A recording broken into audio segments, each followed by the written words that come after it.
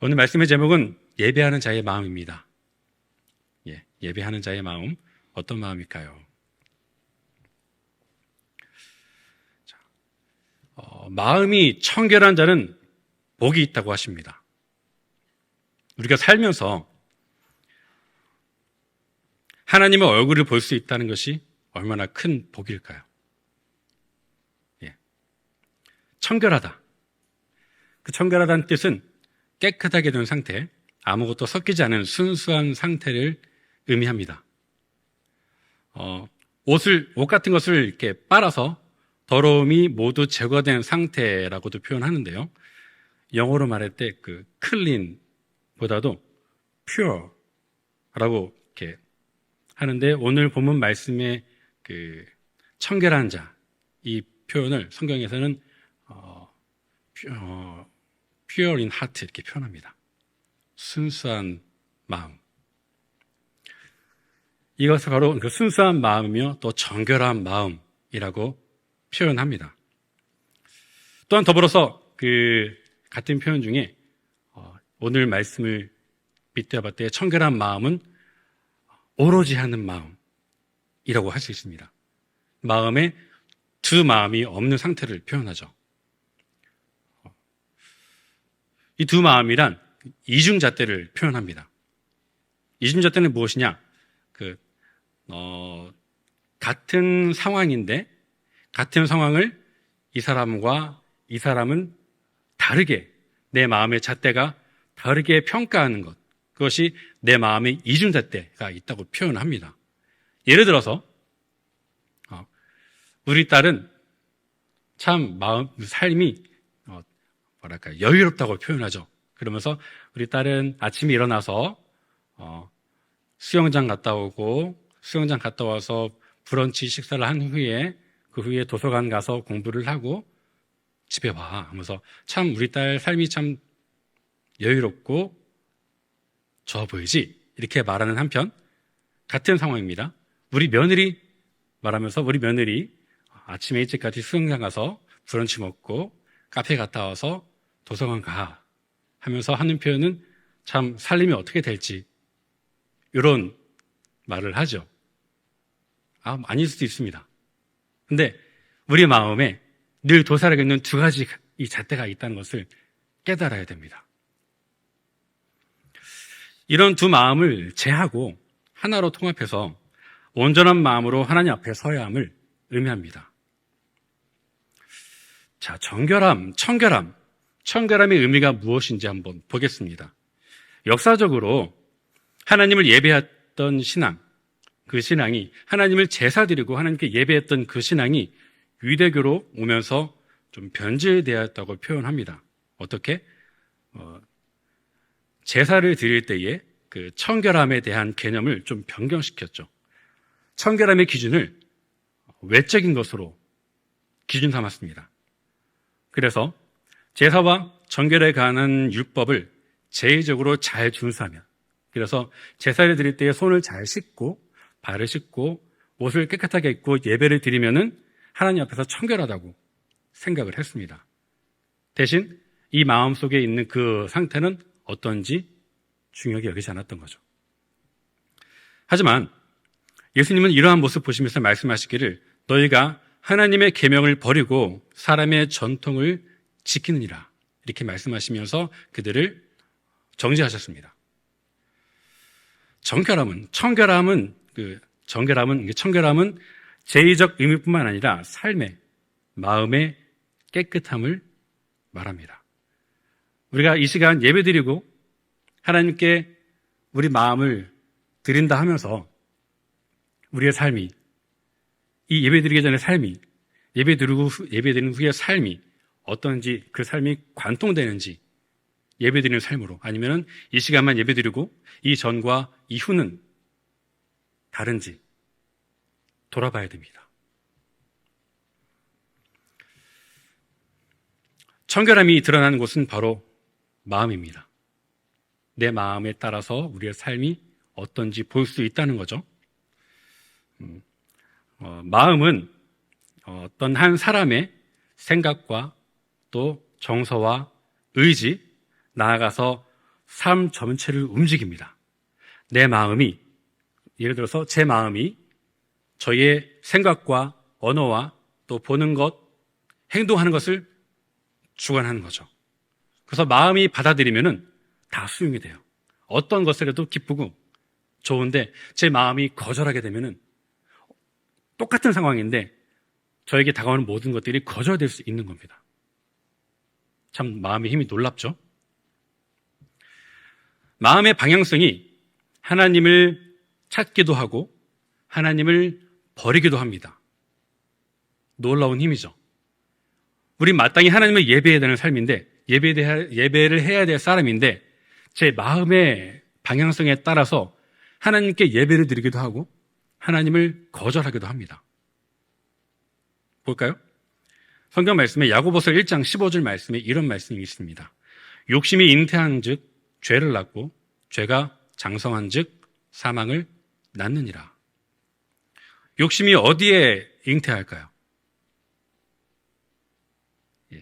우리 마음에 씨앗을 뿌리를 내리고 잉태하기 시작합니다. 우리 마음부터 시작돼요.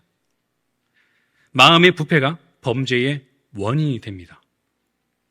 그래서 우리가 죄에서 하나님께로 돌아올 때 제일 먼저 우선 순위로 돌이켜야 될 것이 바로 마음입니다. 우리 마음이 하나님께로 가지 않고 돌아가다가 하나님께로 가려면은 마음이 먼저 하나님께로 와야 돼요. 우리 마음이 오는 곳에 내 생각이 따라오고 언어가 따라오고 행동이 따라오고 삶이 따라오기 때문입니다. 자, 청결의 반대말. 그러니까 청결이란 불결과 더러움이 없는 상태입니다. 순수한 상태죠.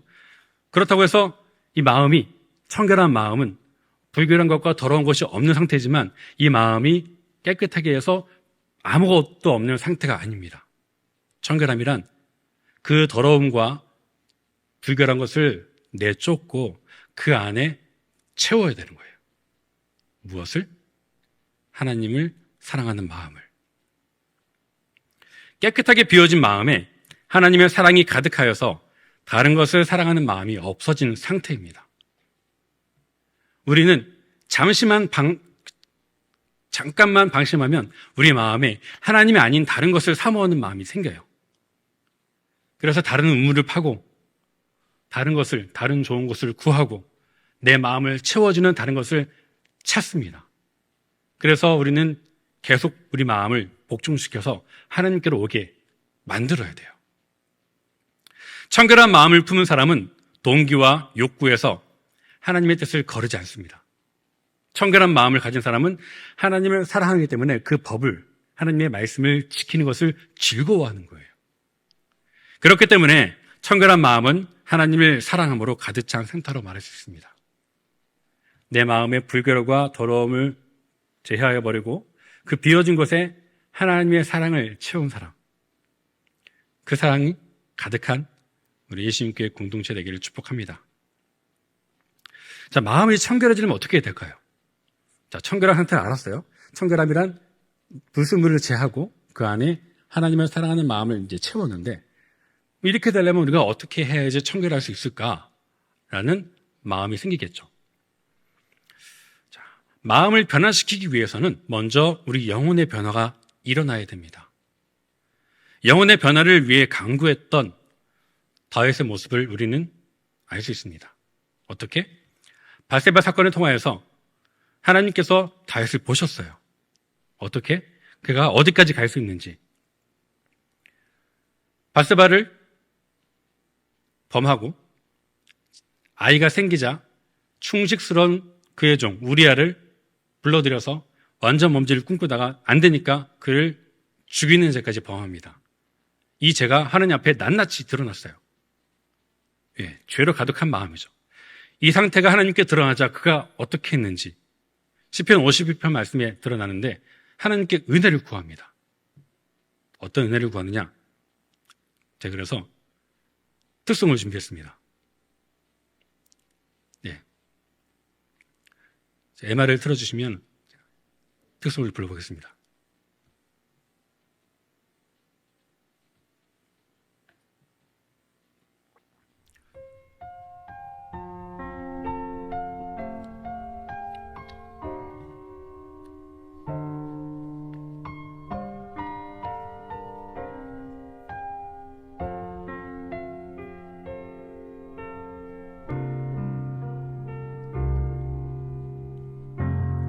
하나님이시여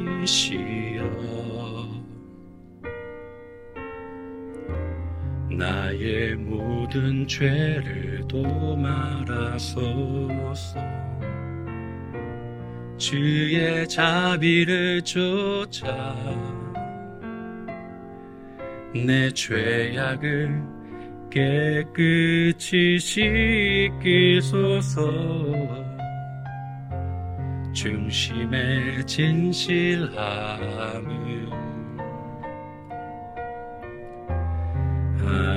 하나님께서 원하시오니 주의 자비를 쫓아 당신의 지혜를 알게 하소서 하나님이시여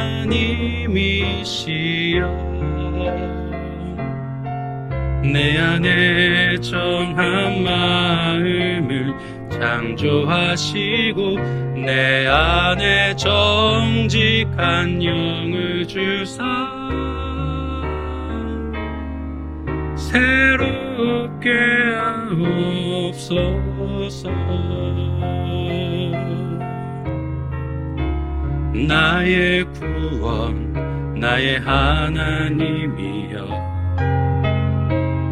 내 혀가 주의 이름 노래하리라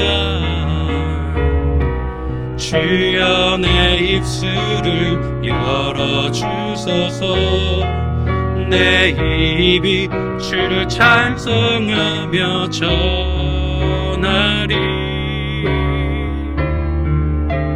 나의 주 하나님이시여 내 안에 정한 마음을 창조하시고 내 안에 정직한 영을 주사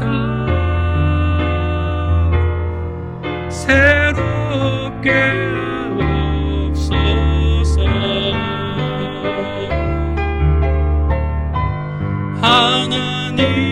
하나님이시여 나를 우슬처럼 정결케 하시고 주님의 구원의 즐거움을 내게 회복시키소서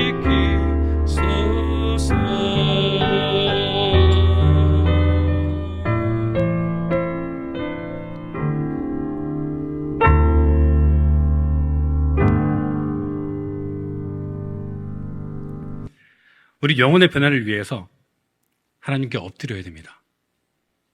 우리의 죄가 있음을 인정하고 그 앞에 눈물로 나아가야 됩니다. 마음이 청결해지는 길은 첫 번째로 속죄를 위한 씻음이 필요합니다. 죄의 사함이죠. 회개로 나아갑니다. 구약의 제사장들은 하나님께 제사를 드리기 전에 속죄일이죠. 7월 10일 날 제사를 드리기 전에 먼저 손과 발을 씻으며 나아갑니다. 매 순간 하나님 앞에서 청결한 상태를 유지해야 했죠. 오늘 우리는 이 제의적 모습을 예수님의 보혈을 믿음으로 대신합니다. 손과 발을 씻는 하나님 앞에 먼저 나를 준비하는 상태, 그 마음가짐을 예수님의 보혈을 의지함으로 예배로 나오는 담대함을 얻는 것을 믿음으로 얻는 거예요. 우리 죄를 자복하고 죄를 회개하고 예수 그리스도를 믿을 때 우리 마음이 청결해집니다. 거룩하신 하나님의 보좌로 나아가기에 적합한 상태가 되는 거죠. 죄를 회개하고 믿을 때 우리 마음은 청결하게 됩니다. 온전한 믿음 위에 죄의 씻음을 받게 됩니다. 두 번째로 하나님의 은혜로만 가능합니다. 구약의 대제사장들이 속죄일에 자신의 죄를 위해서 송아지 번제를 드리고 또 온 백성을 위해 염소의 제사를 드리고 그렇게 나아갔던 것을 예수님께서 십자가의 죽으심으로 단번에 우리의 죄를 구속하시고 우리를 속죄하셨습니다. 그런 복잡한 절차 없이 예배로 나아갈 수 있게 우리 죄를 속해 주셨죠. 깨끗한 마음의 조건을 우리에게 주셨습니다. 깨끗한 마음의 상태. 그렇게 되었음을 우리에게 선포하시고 너 이제 마음이 깨끗해 라고 우리에게 선포해 주셨습니다. 이것이 정결한 상태입니다. 이 정결한 상태에 하나님께서 임하여 주실 때 우리의 그 정결함은 하나님 앞에 거룩함으로 나아가게 됩니다. 예. 그래서 주님의 임재를 사모한다면 우리의 정결함을 유지하는 것은 중요합니다. 정결한 그곳에 하나님께서 임하심으로 거룩한 삶이 되는 거거든요. 자, 하지만 이 정결의 상태는 불안정합니다. 그러니까 불안정하죠. 마치 쟁반 위에 구슬을 올려놓고 들고 있으면 어떨까요? 구슬이 그 가운데에 머물러 있나요? 안 해보셨나요? 혹시 이런 거? 이렇게 쟁반에서 굴을 놓고 이렇게 구슬 막 이렇게 떨어지지 않게 하는 그런 놀이 같은 거는 저는 해본 적이 있어요. 안 해보셨을 수 있습니다. 근데 한번 생각해 볼게요. 쟁반 위에 우리 잘 아는 구슬을 한번 올려놔 볼게요. 그럼 구슬이 그 여기서 살짝만 움직여도 구슬은 굴러가려고 하겠죠. 떼구르르 떼구르르 대굴대굴대굴. 그런 상태가 정결이라고 볼게요. 근데 이 쟁반 위에 있던 구슬이 쟁반에서 굴러가다가 떨어졌어요. 그러면은 뭐가 될까요? 정결함이 깨지면서 죄가 되는 것입니다. 그래서 우리의 정결한 상태가 좀 불안정해요. 우리가 계속 정결할 수 있도록 그래서 간구해야 됩니다. 우리가 보고, 듣고, 접하는 모든 것들 속에서 우리의 마음은 수시로 이 정결한 상태가 불안정하게 흔들리다가 넘어집니다.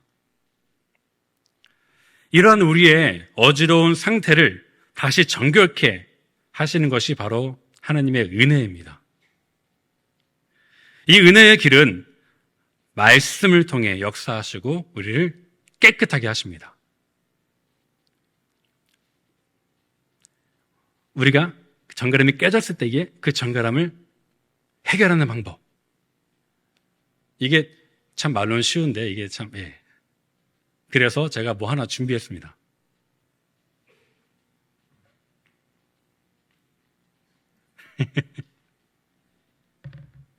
자, 원래 이렇게 깨끗한 상태에 있는 물 같은 물이 존재해요. 그런데 어렵게 준비했습니다.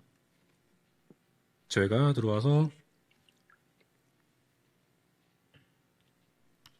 보이시나요? 예. 어두워진 저의 상태를 어떻게 하면 깨끗하게 할 수 있을까요? 여기다가 뭐 약품을 사서 깨끗하게, 아니 필터로 넣어가지고 깨끗하게, 여러 가지 방법이 있겠죠? 근데 간단한 방법은요, 예. 깨끗한 물을 부어주면은, 물이 다 떨어졌네. 자, 그래도 아까보다는 깨끗해졌죠? 물이 부족하네. 그래서 한 개 더 준비했습니다. 예.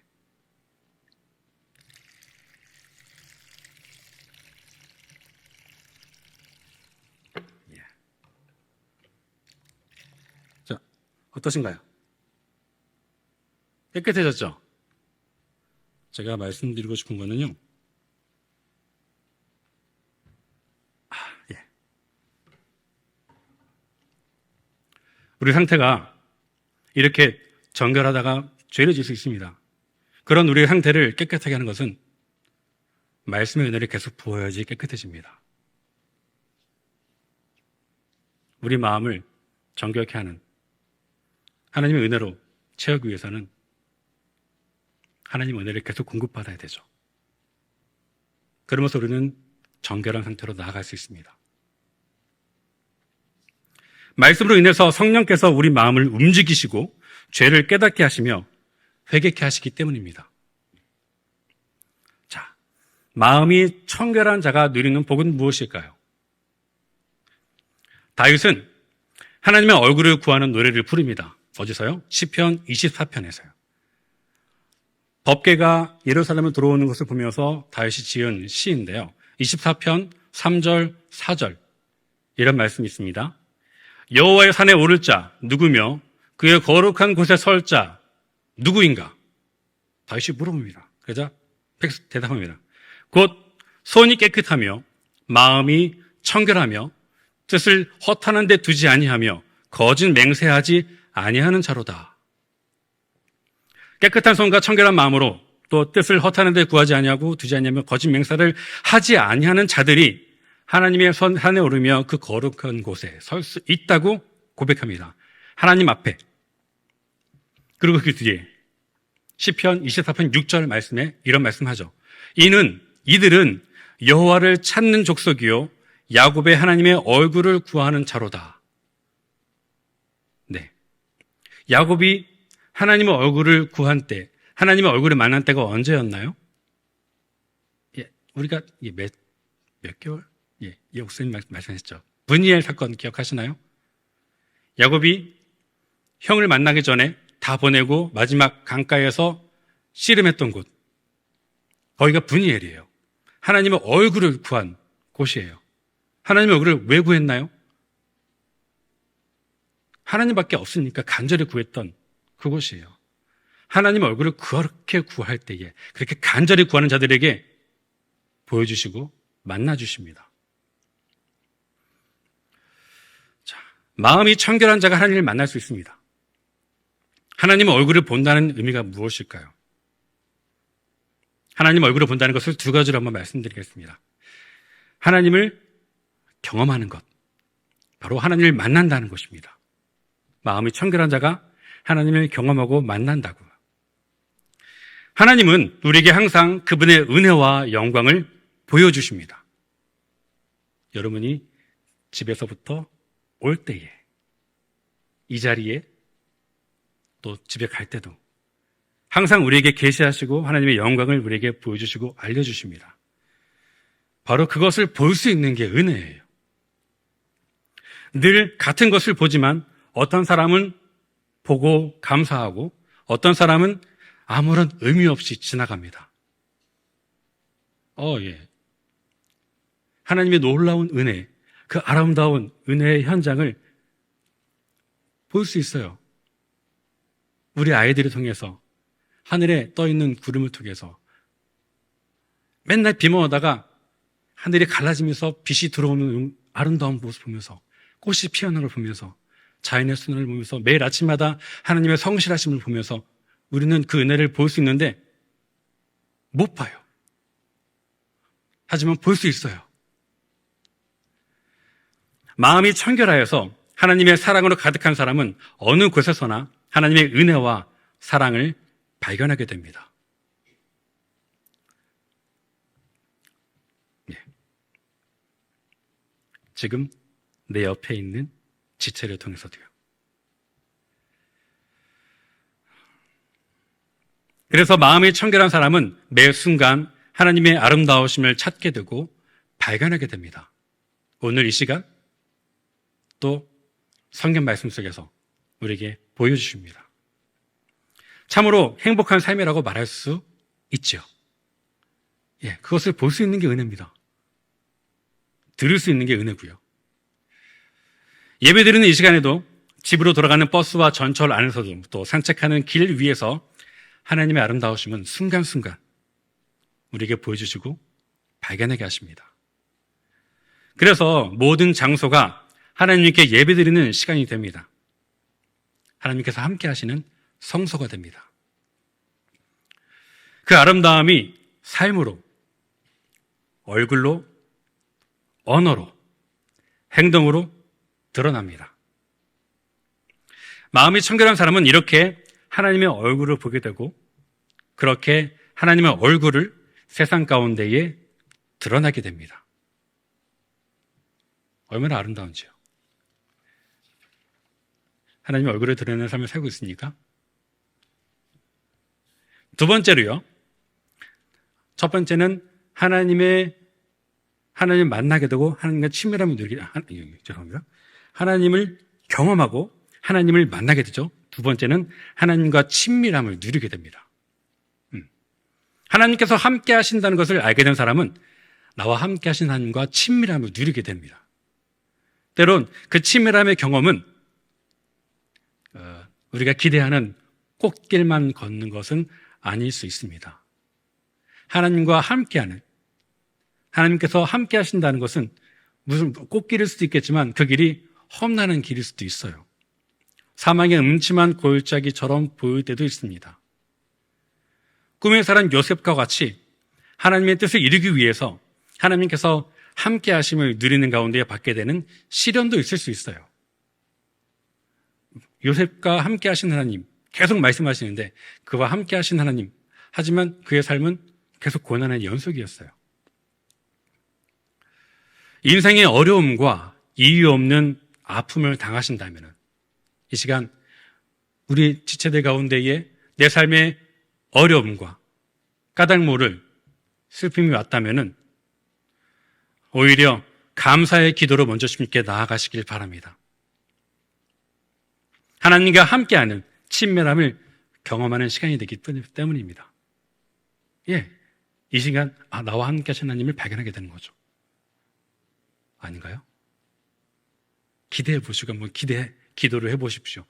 나에게 어려움이 온 이 순간 하나님께 더 기도하면서 하나님과 더욱더 친밀해진 시간을 누려보는 겁니다. 사막의 음침한 골짜기를 다니기 때문에 하나님께서 함께 하시기를 구하는 것이 아니라 하나님께서 함께 하시기 때문에 사막의 음침한 골짜기도 두렵지 않은 거죠. 그렇기 때문에 마음이 청결한 사람은 하나님과의 친밀함을 누리고 세상을 이기고 자신의 옛사람을 이깁니다.